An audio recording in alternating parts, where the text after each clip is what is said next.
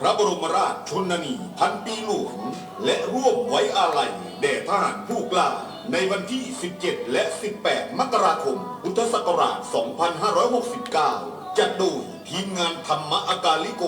ในงานร่วมปฏิบัติธรรมและฟังเทศฟังธรรมจากครูบาอาจารย์ทั่วฟ้าเมืองไทยฟังเทศซอดแจ้งอีสานเหนือติดต่อสอบถามหรือติดต่อร่วมบุญได้ที่พระครูอุดมวรานุวัตรสำนักปฏิบัติธรรมวัดศรีอุดมวงศ์089-840-4968 อีสานใต้และอีสานกลางติดต่อสอบถามหรือติดต่อร่วมบุญได้ที่พระครูปริยัติโพธิธรรมวัดอารามมงคล084-034-4606 พุทธศาสนิกชนผู้ใจกุศลร่วมบุญบูชาธรรมออนไลน์ได้ที่มูลนิธิพุทธธรรมนำชีวิตวัดศรีอุดมวงศ์บัญชีธนาคารกรุงเทพเลขที่บัญชี 416-068-3555 ร่วมงานบุญในครั้งนี้ได้มหากุศลญาสนพระบรมธาตุนาดูลเป็นนาบุญอบอุ่นทางใจเสริมความงามเสริมจมูกเสริมคางแต่งหน้าแต่งผมแต่งและแต่งเท่าไหร่ก็ไม่งามเสริมเท่าไหร่ก็ไม่สวยเพราะไม่ได้เสริมจิตแต่งใจบ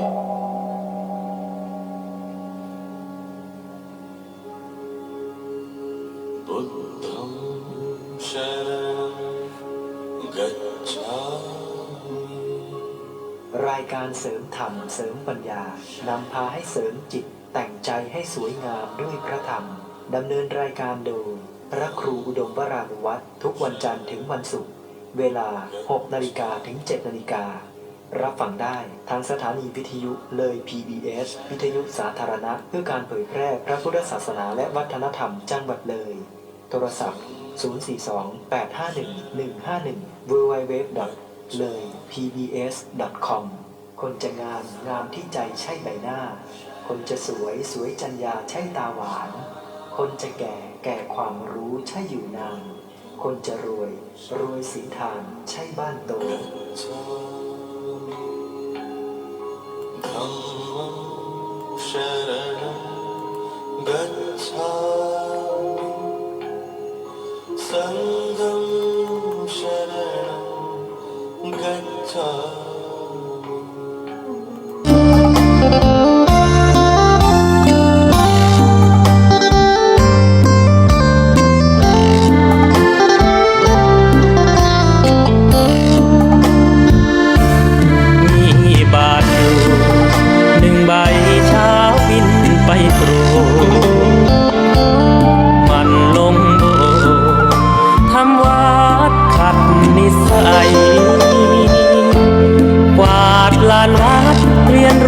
พระธรรมน้อมนำไปเผยแผ่ไปให้คนทั้งหลายศรัทธาพุทธธรรมมารวมกันศาสนิกชนมันฝึกตนเป็นคนละโลกมนต์มองพระธรรมนำอยู่ตามครูผู้ได้ไตรตรองตามบาทคันลองจากมองเห็นพุทธองค์พุทโธวาองค์พระศาสดาฝากพระศาสนาให้ยืนยงคงมั่นหน้าที่ชาวพุทธรักษาศีลธรรมสำคัญจะพบทางสวรรค์ตามรอยบาทพระศาสดา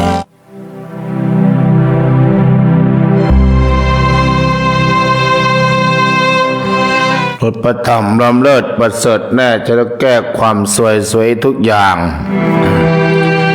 ลดจิตใจดวงใจใสสะอาดอย่าเลิกล้างห่างวัดหัดฟังธรรมขอน้อมต่อพระรัตนตรัยกราบคารวะพ พระมหาเถรานุเถระทุกรูปทุกวัดด้วยความเคารพอย่างสูงยิ่งขอความสุขความเจริญจงบังเกิดขึ้นมีตลอดญาติโยมสาธุชนคนดีทั้งหลายด้วยกันทุกท่านทุกคนณโอกาสนี้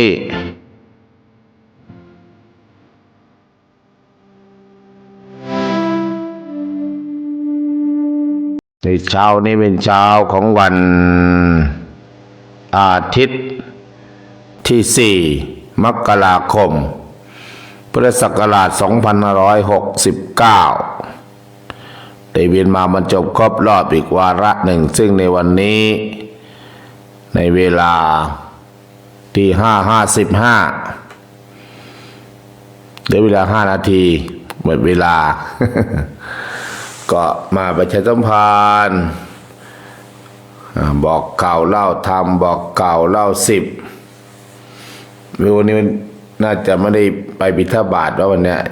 ให้พระเพิ่นบินเพราะว่าโชเฟอร์ไม่อยู่ไม่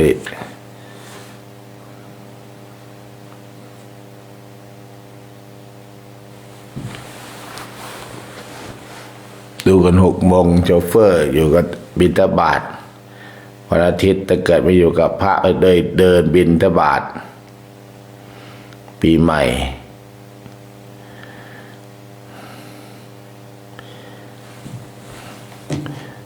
ส่งท้ายปีเก่าต้อนรับปีใหม่ปีใหม่ผ่านมา4 วันนะเข้า4 วันวันที่4แล้ววันนี้ก็มีงานตัดหวายรุนิมิตวัดโนนสว่างบ้านน้องอุ่นรวมวัดโนนสว่างตำบลพลสูงอำเภอด่านซ้ายจังหวัดเลยวันสุดท้ายตัดรุ่นนิมิตแล้วก็งานต่างๆก็เข้าสู่สภาวะปกติวันอาทิตย์โยมก็กลับกรุงเทพกรุงไทยเดินทางกลับวันที่5ก็ทำงานกันเป็นวันจันทร์เพราะนั้นก็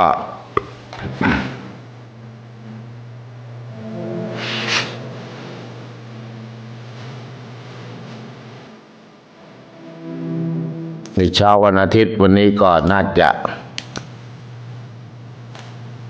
เมื่อวานก็เป็นวันพระวันธรรมสวนะ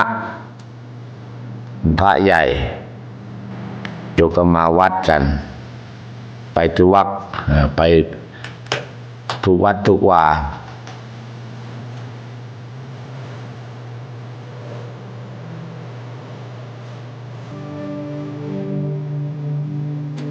ปกติวันเสาร์วันอาทิตย์ก็ไปบิณฑบาตถ้าวันไหนมีโชเฟอร์ขับรถวันไหนไม่มีโชเฟอร์ขับรถก็ให้พระคุณเจ้าเป็นย่างไปหรือว่าวันไหนไปธุระต่างจังหวัดวันนี้อยู่วัดอยู่เดี๋ยวก็เตรียมตัวเรียกกันลุกปลุกกันตื่นเช้าปีใหม่อย่างเปลี่ยนพศใหม่เปลี่ยนใจอย่านอนตื่นสายไม่อายทำกินไม่หมิ่นเงินน้อยไม่คอยวาสนาชีวิตไม่อับเฉาตัวดีกว่าดวงดีเพราะตัวเราทำให้ดวงมันดีถ้าดวงดีก็ดีดับถ้าตัวดีเนี่ยคิดดีทำดีพูดดี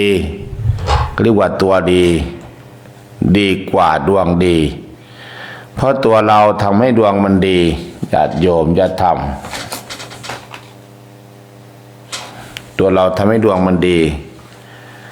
ไม่นอนตื่นสายไม่อายทำกินไม่หมิ่นเงินน้อยไม่คอยวาสนาอับเฉาญาติโยมทำบุญเมื่อวันนี้ใครให้เขียนแต่มีแม่ทองคำทนิลาแม่นินแม่ปรานอมประชุมเพิ่มมา46 สัก60 คนนี่ก็รู้แล้ว ก่อนไปเลยสัก60 คนนะโยมเนาะ60 คนเนี่ยได้คิดได้อ่านทุกวันทุกวัน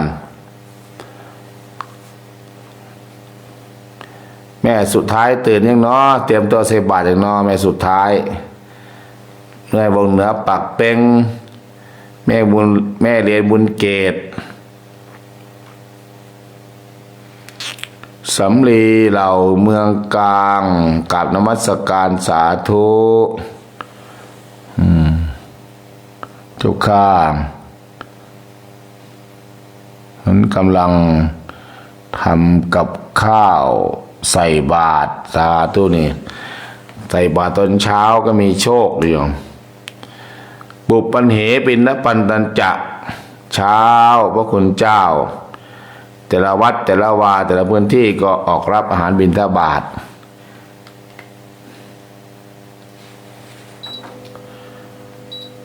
สายันเหธรรมเทศนังญาติโยมไปวัดพระก็สัมโมนิยกถา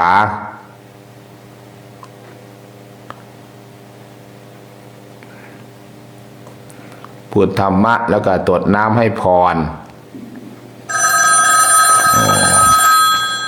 แม่วงเหนือปากเป่งตื่นแล้วจ้าพระอาจารย์อยากให้ลูกสาวตัวแทนไปพระธาตุนาดูลเจ้าค่ะสาธุแล้วก็จะฝากเงินนำลูกสาวไปด้วยที่จองไปทำบุญพระธาตุนาดูล200นะเจ้าค่ะทำไมแม่ไม่ไปอ่ะแม่ไม่ไปเหรนเจ้าค่ะโกเหรนดูเหรนเจ้าค่ะเจิญพรเจิญพรกรรมการ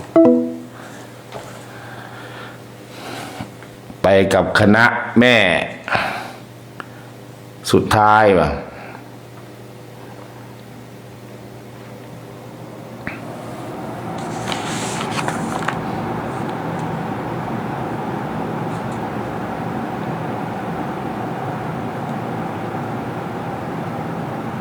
แม่วงมีวันเนี่ยเนื้อปากเป่ง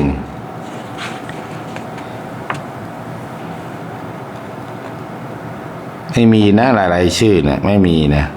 หรืออาตมาไม่ได้เขียน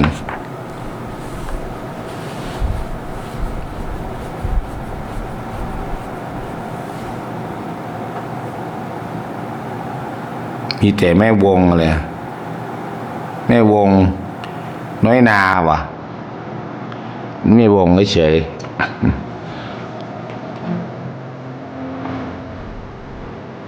อนุโมทนาสาธุการให้กับญาติโยม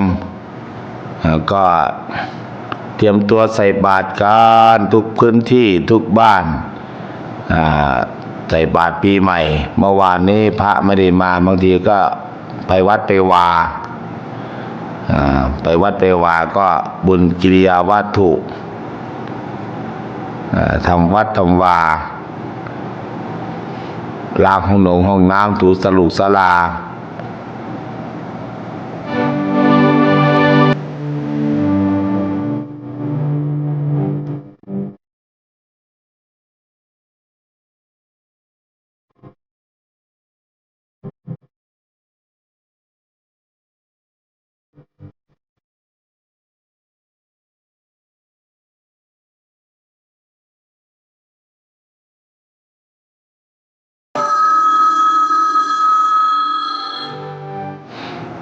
เดินธรรมใหญ่อ้อยกราบนมัสการพระอาจารย์เจ้าค่ะก่อนนมัสการปีใหม่เปล่าเจ้าค่ะเจ้าค่ะจองแล้วนะเจ้าค่ะจองไปนู่นเปล่าไม่ได้ไปแต่ว่าฝากบุญไปค่ะโอ้ค่าน้ำค่าไฟอะไรด้วยหลายคนอยู่บอกแม่ลุงแล้วเจ้าค่ะเดี๋ยวนำปัจจัยเข้าไปเจ้าค่ะฟังอยู่เจ้าค่ะเจิญพรเจิญพร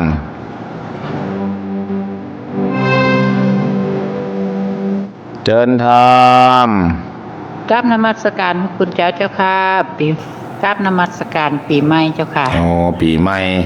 เจ้าค่ะปีใหม่นี้ก็ขอให้พระอาจารย์อายุยืนพรรษายาวเด้อเจ้าค่ะสาธุโยมโอนเงินให้เราเห็นบ่เจ้าค่ะ200ให้ค่าโลงศพนะเจ้าค่ะเห็นแล้ว กราบนมัสการเจ้าค่ะ เดินทาม กราบนมัสการปีใหม่เจ้าค่ะ โอ้ ขอโทษ ปีใหม่ ปีใหม่นี่ขาแข็งเปล่าล่ะขาแข็งแรงไหมล่ะ อันอยู่คือเก่าเนาะค่ะอาจารย์โทรได้ทำบุญทำทานไปอีกแนว พอดีแนวเนาะ เจ้าค่ะบ่ได้ใส่บาตรเลยเนี่ยหืนแจกเข้า โอ้แจ็คเข้ามีโดนตีบ่ มีแน่บ้านกุกโซนะ ไม่เมาแอบไม่เมาว่างั้นเนี่ย บ่จะคืนมันอยู่ไกลกัน โอ้ แจกอยู่หลังบ้านฟักห้วยกว่า ฝากห้วย ค่ะกราบนมัสการลาเจ้าค่ะ เดินพรเดินทาม ครับนมัสการพระคุณเจ้าเจ้าค่ะจากในจังหวัดก็ฟังอยู่เจ้าค่ะ เตรียมแนวใส่บาตรแล้วเจ้าค่ะไปใส่บาตรเจ้าค่ะ เจนเอาเสพบาทแล้วเนาะ จ้ากราบนมัสการเจ้าค่ะ บุญรักษา จ้า เทวดาคุ้มครอง สาธุ ปีใหม่ปีนี้ให้คุณยายแข็งแรง สุขภาพร่างกาย แข็งแรงดีกันทุกคนทุกท่าน สายต่อไปอีกสายหนึ่งเดี๋ยวแต่เช้าก็มีโชคนะโยมนะยายสมหมาย เจ้าค่ะฟังอยู่เจ้าค่ะเตรียมใส่บาตรนะเจ้าค่ะ เดี๋ยวเสพบาทเด้อวันนี้อาจจะไม่ได้เดินไม่นั่งรถไปไม่มีโชเฟอร์แล้วยาย เจ้าค่ะ ให้พระมันยางไป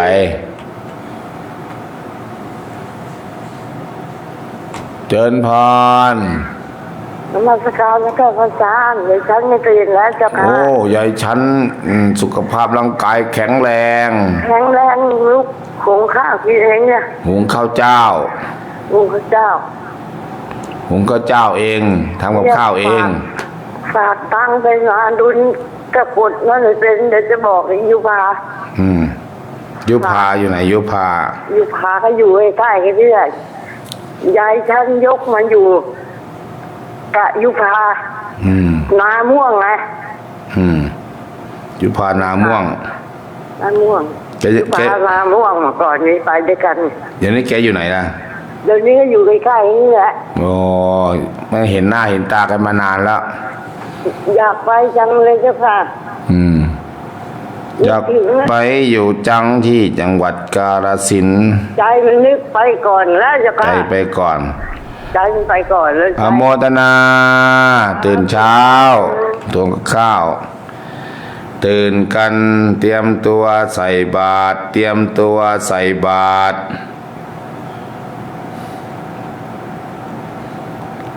อยากไปจางปีใหม่แต่บาตรญาติโยมน่าจะใส่บาตรดีโชเฟอร์อาตมาไปธุระขับรถไปไหนไม่รู้ลืมบอกอาตมาก็ลืมหามือสำรอง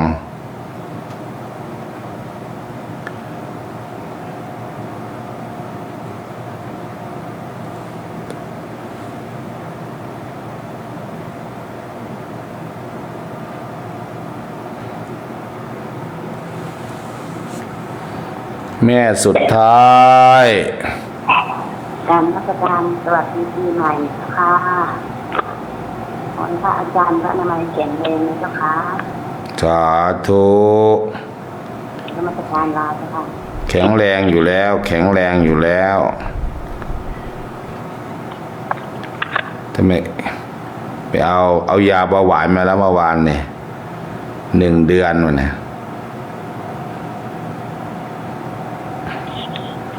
อโมทนาสาธุการเวลาหมดเวลารายการต่อไปเสียงธรรมจากถ้ำผาหม้อทุกท่านทุกคนฟังเจริญพรเจริญธรรม